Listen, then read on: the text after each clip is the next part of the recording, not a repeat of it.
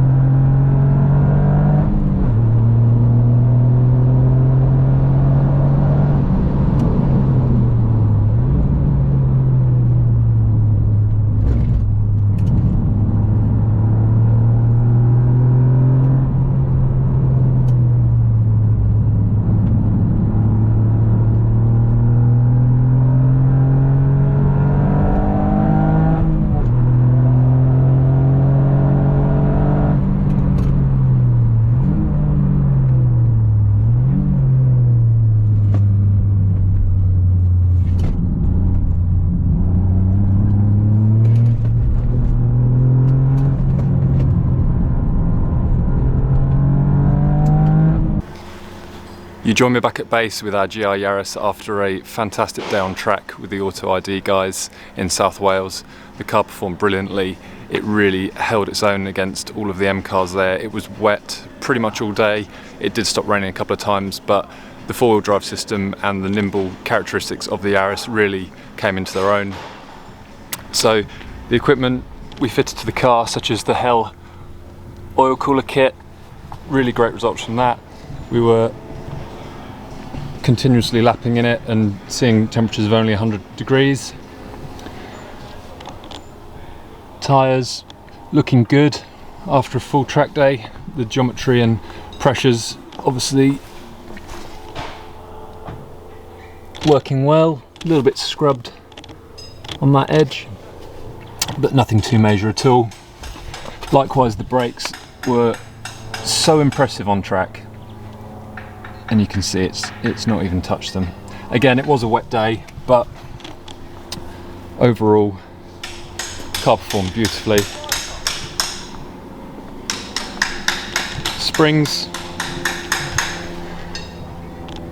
also the springs made the car handle nicely. So all in all, we couldn't be more pleased with how the car performed. It was an absolute blast, and every time you got out it left you wanting more.